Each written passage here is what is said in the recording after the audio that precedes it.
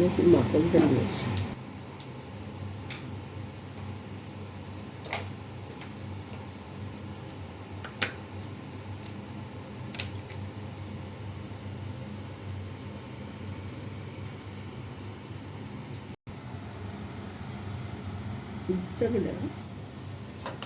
ভরপেট বাঙালি থেকে আজকে মেথি, তারপরে কি যেন ভরপেট বাঙালি থেকে বন্ধুরা আজকে আমি মেথি মালাই পনির রান্না করব।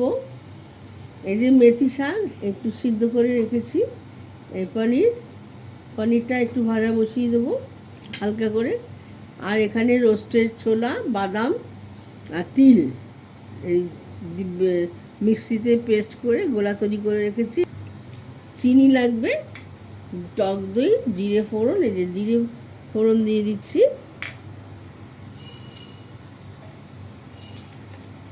এই যে পনিরগুলো দিয়ে দিচ্ছি, হালকা করে ভেজে নেব।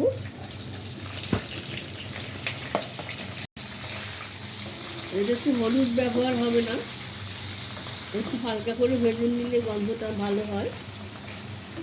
দিয়ে দিচ্ছি পনিরের মধ্যে। সাদা তেল দিয়ে করব, এটা নিরামিষের দিনে করে খাবে, খুব ভালো লাগবে খেতে। এটা পোলাও, রুটি, পরোটা সব কিছুর সঙ্গেই জমে যাবে। আর মেথি শাক তো এখন বাজারে খুব ভালোই পাওয়া যাচ্ছে। বানাবেন, এইভাবে করে খাবেন, লিখবেন কেমন খাচ্ছে। আপনারা কমেন্টস করেন না। এই পনিরটাকে ভাজবো না, একটু সাঁতলে নিলাম, এবার তুলে দেব।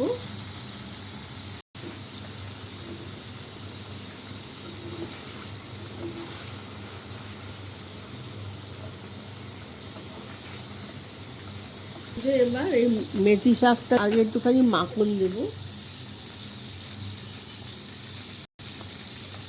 একটু মাখন দিয়ে দিই। মেথি শাকটা করে রেখেছি, মেথি শাকটা একটু তেলের মধ্যে নাড়াচাড়া করে দিই।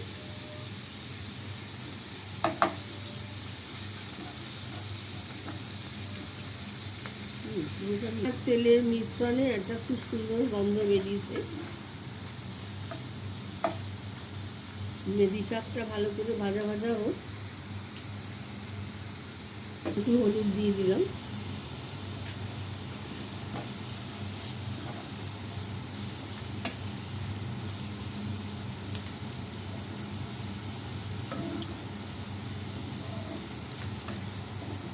বাদাম তিলের যে মিশ্রণটা, রোস্টেড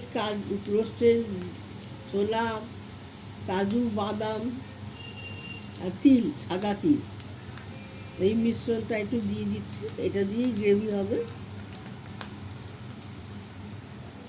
দিয়ে দিলাম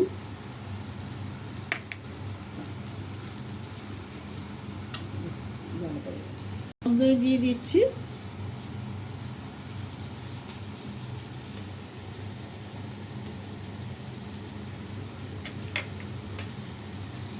শাকের জন্য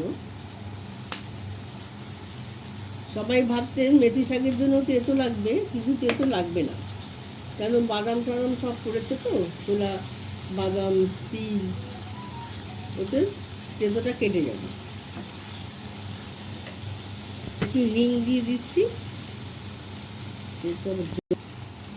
একটু হিং দিয়ে দিচ্ছি, দিয়ে দিচ্ছি জাগরি।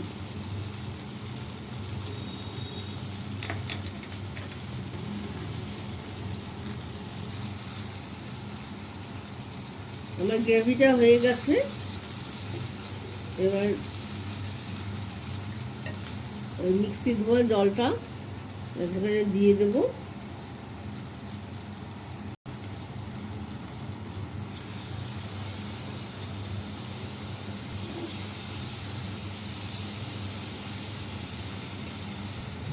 আর একটু জল দিয়ে দিলাম।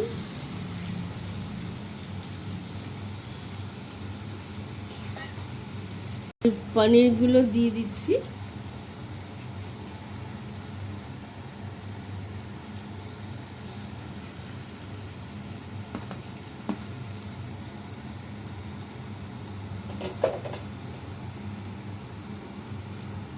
আমার রেডি হয়ে গেল মেথি পনির, মেথি মালাই পনির।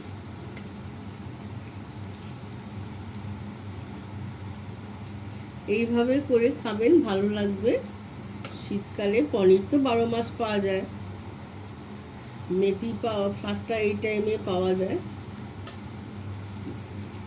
একটু গোটা কাঁচা লঙ্কা দিয়ে রাখি, কয়েকটা কাঁচা লঙ্কা দিয়ে দিলাম।